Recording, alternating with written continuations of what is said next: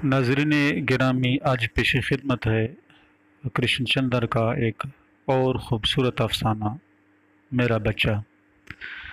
इस अफ़साने में कृष्ण चंद्र ने बच्चे को एक नई जहत से मुतारफ़ करवाया है।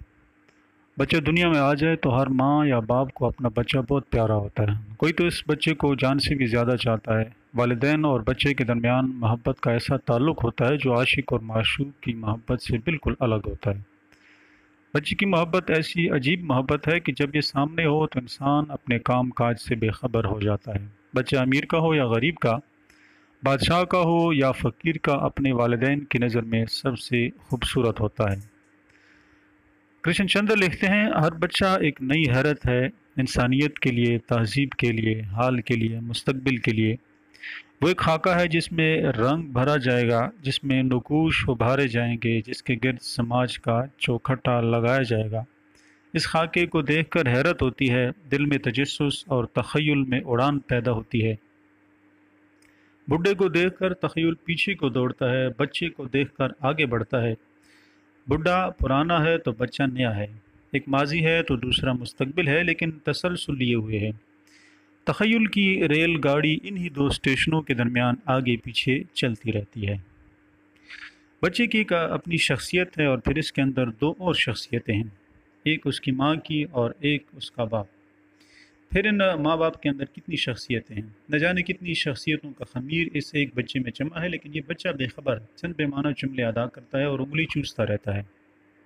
कुछ माँ पे गया और कुछ बाप पर गया, लेकिन मुकम्मल तौर पर किसी काम शक्ल नहीं। ये बच्चा बढ़ता जाता है और अपने अंदर नई दुनियाएं समोता जाता है। जज्बात, एहसासात, नज़रियात, अखलाकियात, अकायद, ताल्लुकात और न जाने कौन कौन से रंग अपने अंदर भरता रहता है।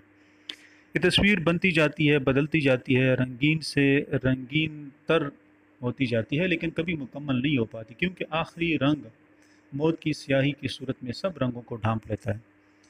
बच्चे के रंग और रोगन में उसका अपना किरदार बहुत कम बल्कि ना होने के बराबर होता है। वो दुनिया में आता है तो उस पर अपने वालिदैन के मज़हब या उस इलाके के रस्म व रिवाज के मुताबिक खुशी का इजहार किया जाता है।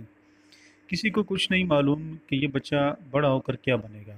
बच्चे को उन तजर्बात से गुजारने की कोशिश की जाती है जो सदियों से किसी इलाके में राइज हैं। बच्चे को मुस्तकबिल में अपने लिए कुछ नया करने के लिए आज़ाद नहीं छोड़ा जाता है।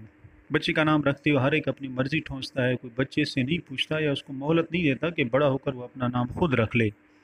मुसन्निफ़ कहता है कि मुझे रंजन, असलम और हेनरी नाम सोती एतबार से बहुत अच्छे लगते हैं, लेकिन मसला यह है कि नामों के साथ मजहबी उलझन जुड़ी हुई है। काश कोई ऐसा नाम हो जो इन उलझनों से आज़ाद हो। बच्चे की शख्सियत में रंग भरने के लिए कुदरत का बरश बेताब है, लेकिन वो क्या करे और कौन सा रंग भरे। हर मज़हब के पैरोकार अपने बच्चे को सख्त मजहबी पाबंदियों में जकड़ लेते हैं। हिंदू के घर हिंदू, मुसलमान के घर मुसलमान, ईसाई के घर ईसाई और सिख के घर बच्चा सिख ही बनेगा। हालांकि ऐसा भी होता है कि ये बच्चा बड़ा होकर मज़हब बेजार बन जाता है या मज़हब को बदल लेता है। मज़हब से हटकर अगर नस्ल और जोग्राफिया पर जाएं तो बच्चे का ताल्लुक शुमाली हिंदुस्तान, आर्य कौम, सामी खून भी रंगों में मौजूद है।